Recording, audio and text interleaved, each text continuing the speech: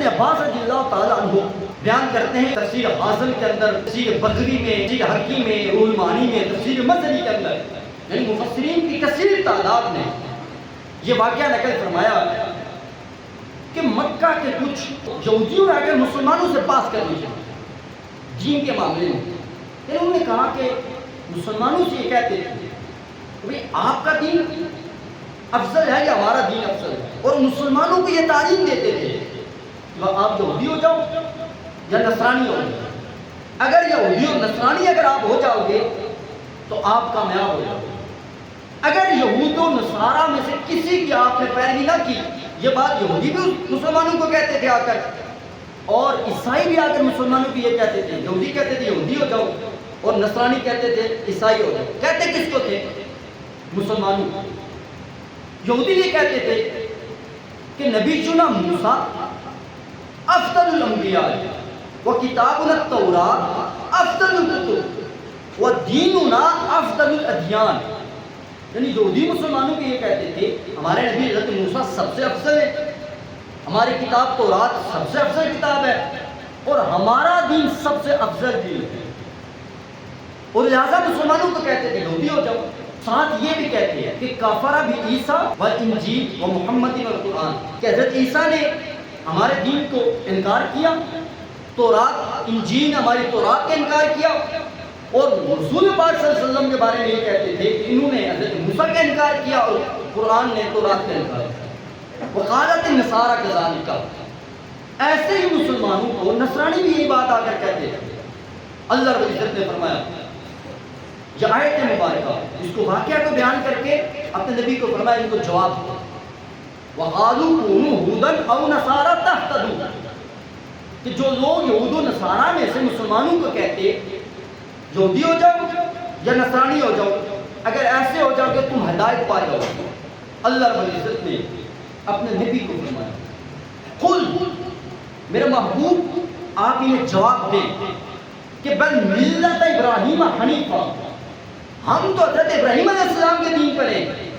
اور اس دین پر ہیں کہ حنیفہ جو ہر باطل سے جدا دین ہے، وما کان من المشرکین، حضرت ابراہیم علیہ السلام تو مشرکین میں سے نہیں ہے۔ تو اللہ رب العزت نے قرآن مجید فرقان حمید کے اندر یہود و نصارہ کی اس پرانی چال جو 1500 سال پہلے یہود و نصارہ مسلمانوں کو برگلایا کرتے تھے، جس کے ذریعے سے جیسے آج برگلا رہے، ہم سب حضرت ابراہیم کی اولاد ہیں، لہذا ہم سب مل کر امن کے لیے کوشش کرنی چاہیے، اور اس کے پس پردہ مقصد کیا ہے کہ اسرائیل کو تسلیم کیا جائے، اسرائیل کی ظلم کو، ستم کو، اس کی جو غنڈہ گردی بدماشی ہے، مسلمان سارے اس کے سامنے سر تسلیم خم کریں۔ ادھر مشرق وسطیٰ کے حالات اسرائیل سنبھالے گا، دیگر کے امریکہ سنبھالے گا، اب دنیا میں کفر کا نظام رائج ہے۔ تو یہ سلسلہ اللہ رب العزت نے قرآن مجید فرقان حمید میں ہمیں ادا کر کے فرمایا کہ یہود و نصارہ یہ ہیلے، یہ بانے کوئی 15ویں صدی میں نہیں کر رہے، یہ 1500 سال سے ایسا کرتے چل رہا ہے، اور یہ آج جو حضرت ابراہیم علیہ السلام کے اس معاہدے کا نام دیا جاتا ہے کہ معاہدہ ابراہیمی کریں،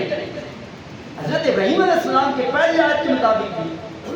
اور جو اگلی آیت مبارکہ جس میں اللہ رب العزت نے بڑے واضح طور پر فرمایا کیسے آپ کو حضرت ابراہیم کے دین کی دعوت دیتے ہیں، یہ کیسے آپ رکھتے ہیں کہ ہم حضرت ابراہیم علیہ السلام کے پیروکار ہیں، یہ کس منہ سے یہ بات کرتے ہیں کہ ہم حضرت ابراہیم علیہ السلام کے فالوور ہیں، ان کے منہ سے تو حضرت ابراہیم علیہ السلام جیسی جلیل القدر ہستی کا نام تک بھی گوارا نہیں ہے رب کو اور نہ اہل ایمان کو۔ اللہ رب العزت اس کا رد کر کے فرمایا ما کان ابراہیم یہودی ولا نصرانی، وہ حضرت ابراہیم علیہ السلام تو نہ یہودی تھے نہ نصرانی تھے، ولکن کان حنیفا مسلما، یعنی ہر باطل سے جدا تھے اور صرف اللہ کی عبادت کرنے والے، وما کان من المشرکین، اور نہ وہ شرک کرنے والوں میں سے۔ اب اس آیت مبارکہ میں بھی اللہ رب العزت نے یہود کے اس دعوے کا رد فرمایا، اور رد کیسے بدلا ہے؟ حضرت موسیٰ علیہ السلام اور حضرت ابراہیم علیہ السلام کے درمیان جو فاصلہ ہے وہ فاصلہ بنتا ہے تقریباً 550 سال کا، اب 550 سال پہلے حضرت ابراہیم علیہ السلام دنیا سے آپ نے پردہ فرمایا، 550 سال بعد آئے حضرت موسیٰ علیہ السلام، تو حضرت ابراہیم علیہ السلام حضرت موسیٰ علیہ السلام کے پیروکار کیسے ہوں گے؟ اسی طریقے سے حضرت عیسیٰ علیہ السلام اور حضرت ابراہیم علیہ السلام کے درمیان جو فاصلہ مدت بنتی ہے 2000 سال کا فاصلہ، کہ حضرت ابراہیم علیہ السلام قبل مسیح یعنی 2000 سال پہلے اب دنیا سے آپ نے پردہ فرمایا. تو حضرت ابراہیم علیہ السلام نہ یہودی تھے نہ نصرانی تھے. اللہ رب العزت نے فرمایا وَلَٰكِن كَانَ حَنِيفًا مُسْلِمًا. اب اس آیت مبارکہ میں بھی اللہ رب العزت نے رد فرمایا ہے ان کی فکر کا، ان کے نظریے کا، ان کی سوچ کا.